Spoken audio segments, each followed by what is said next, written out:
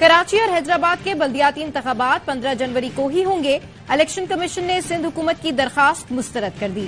वजारत दाखिला को इंतहाई हसास पोलिंग स्टेशन पर फौज और रेंजर्स की तैनाती यकीनी बनाने की हिदायत। इलेक्शन कमीशन के फैसले के बाद सिंध सेक्रेटेरिएट में अहम इजलास तलब। सेक्रेटरी इलेक्शन कमीशन और चीफ सेक्रेटरी शिरकत करेंगे। आईजी सिंध और दीगर आला हुक्काम भी शरीक होंगे। बल्दियाती इंतखाबात के इंतजामात से मुतालिक गौर किया जाएगा।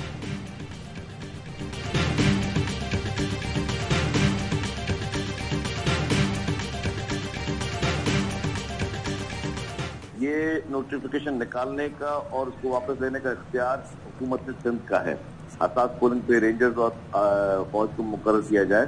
इस पे ऑलरेडी ये बात वाज़ेह हो चुकी है कि ये फेडरल गवर्नमेंट ने करना है और ऑलरेडी वहाँ से इस चीज को, इस दरखास्त को मुस्तरद कर दिया गया है।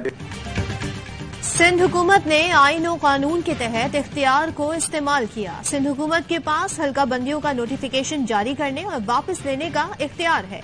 वजीर इत्तलात सिंध शर्जील मेमन कहते हैं इलेक्शन कमीशन के फैसले में अबहम है।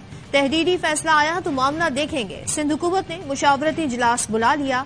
MQM ने भी राब्ता कमेटी का हंगामी इजलास तलब कर लिया। डॉक्टर फारूक सत्तार, मुस्तफा कमाल और अनीस कायम खानी भी शिरकत करेंगे।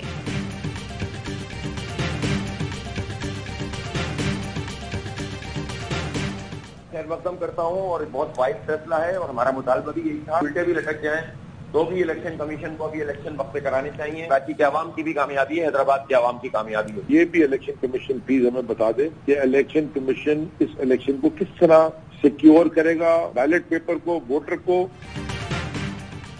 जमात इस्लामी और तहरीक इंसाफ का इलेक्शन कमीशन के फैसले का खैर मकदम।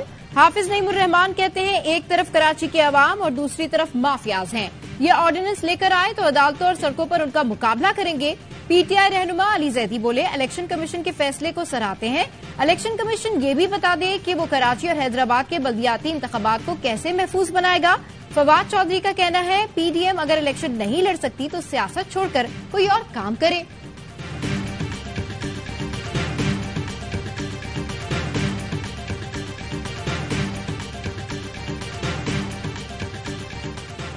पंजाब असेंबली तहलील निगरां वजीर आला के नामों के लिए आज ही अपोजिशन लीडर हमजा शहबाज को खत लिखा जाएगा।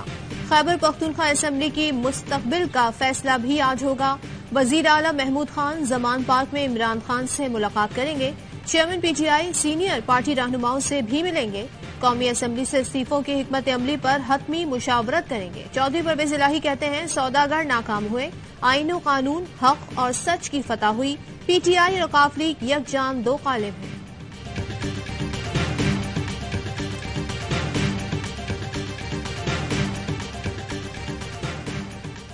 नवाज शरीफ ने अपनी और मरियम नवाज की वतन वापसी पर तजावीज तलब कर ली। पार्टी रहनुमाओं का मौकफ है शहबाज शरीफ बतौर वजीर आजम मसरूफ, पार्टी को वक्त देने से कासिर हैं। मरकजी क़यादत वतन ना पहुंची तो आइंदा इलेक्शन में नाकाबिले तलाफी नुकसान होगा।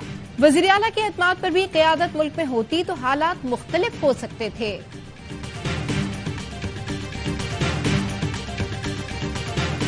अरशद शरीफ कत्ल केस स्पेशल GIT कल मुत्तहदा अरब अमारात रवाना होगी। UAE में एक हफ्ते इंक्वायरी के बाद GIT केन्या जाएगी। टीम अरशद शरीफ के आखिरी दिनों की मुलाकातों और राब्तों की तफसीलात लेगी। केन्या में GIT वकार और उसके भाई से भी पूछगछ करेगी। क्या इम्पोर्टेड सूट और लॉन्ग बूट पहनकर, तिरछा हैट पहनकर जाते हैं भीख मांगने? तो ये इश्तिहारियों की हुकूमत है और ये सिर्फ इश्तिहार में नजर आती है। सेनेट इजलास में इमरान खान के हेलीकॉप्टर के इस्तेमाल का तस्करा। PTI अरकान का एहतजाज। सेनेटर शहजाद वसीम बोले ये इम्पोर्टेड सूट, लॉन्ग बूट और तिरछी टोपी पहनकर भीख मांगने जाते हैं। इश्तिहारियों को लाने और ले जाने के खर्चे कौन बर्दाश्त कर रहा है? सैलाब और दहशतगर्दी के नाम पर कर्ज लेने से मईशत नहीं चलती। मुल्की मसाइल का हल सिर्फ और सिर्फ आम इंतखाबात हैं। हम इनसे इलेक्शन छीन कर रहेंगे।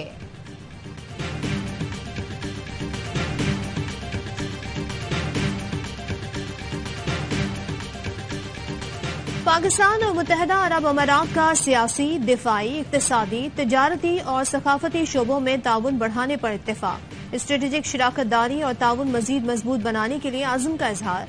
वजीर आजम शहबाज शरीफ के दौरा UAE का मुश्तरका एलामिया जारी। वजीर आजम का सैलाब मुतासरीन की मदद पर यूएई के सदर से इजहार तशक्कुर। शेख मोहम्मद बिन ज़ायद अल नहयान ने दौरा पाकिस्तान की दावत कबूल कर ली।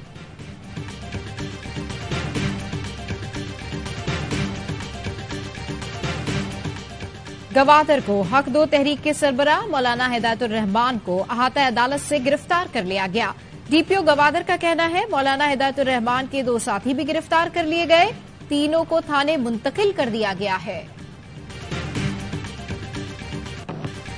पाकिस्तान और न्यूजीलैंड के दरमियान वनडे सीरीज का फैसला कुन मार्का नेशनल स्टेडियम कराची में दोनों टीमें मद्दे मुकाबले। पाकिस्तान की टॉस जीतकर पहले बैटिंग, नायब कप्तान शान मसूद 0 पर पवेलियन लौट गए। शान मसूद को इमामुल हक की जगह प्लेइंग 11 में शामिल किया गया था। तीसरे वनडे के लिए नसीम शाह ड्रॉप, मोहम्मद हसनैन टीम में शामिल।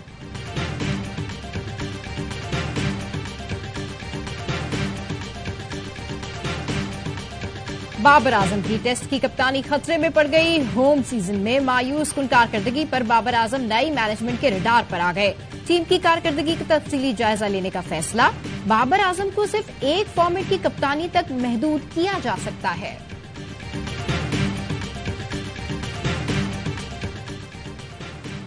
सुप्रीम कोर्ट ने ऑडिटर जनरल को सिंध टैक्स बुक बोर्ड का ऑडिट का हुक्म दे दिया। रिपोर्ट मुतालिका अदालत में जमा करवाने की हिदायत। फॉरेंसिक ऑडिट से मुतालिक हाईकोर्ट के फैसले के खिलाफ समाअत के दौरान चीफ जस्टिस ने रिमार्क्स दिए।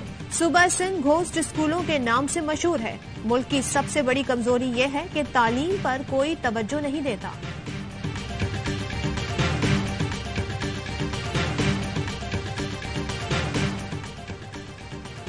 शेख रशीद और उनके भतीजे शेख राशिद तौहीन मजहब के मुकदमे में बरी। फतेह जंग की मुकामी अदालत ने फैसला सुना दिया। वकील ने मौकफ अपनाया। दोनों का सऊदी अरब में पेश आए वाक़े से कोई ताल्लुक नहीं। उन्हें सियासी मुखालफत की बुनियाद पर शहबाज शरीफ और राना सना के अहकामात पर मुकदमे में शामिल किया गया।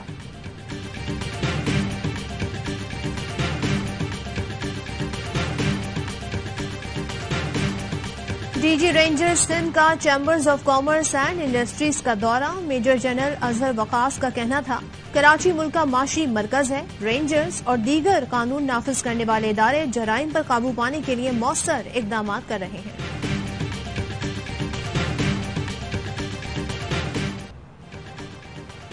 के इलेक्ट्रिक सार्फिन के लिए बिजली 4 रुपए 49 पैसे फी यूनिट तक महंगी करने की मंजूरी। मुख्तलिफ कैटेगरीज के लिए कीमतों में इजाफा 1 रुपए 49 से 4 रुपए 49 पैसे तक होगा। यकसा टैरिफ के हवाले से वफाकी हुकूमत की दरखास्त पर नेपरा ने फैसला जारी कर दिया। इजाफी एडजस्टमेंट जनवरी से अप्रैल तक 4 माह में वसूल की जाएंगी।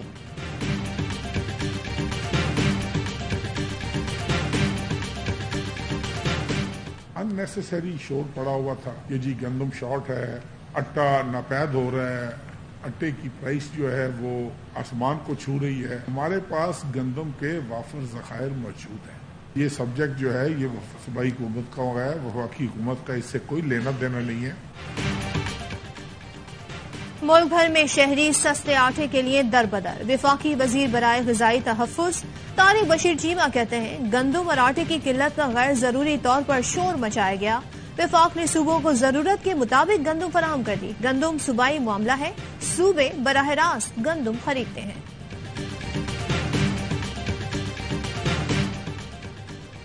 जस्टिस आयशा मलिक और शहरी रहमान एशिया की 50 कामयाब खवातीन में शामिल। अमरीकी जरीदे फोर्ब्स ने 50 साल से जायद उम्र की 50 कामयाब खवातीन की फहरिस्त जारी कर दी। फहरिस्त ऐसी खवातीन पर मुश्तमिल है जो अपने शोबों में नई बुलंदियों को छू रही हैं।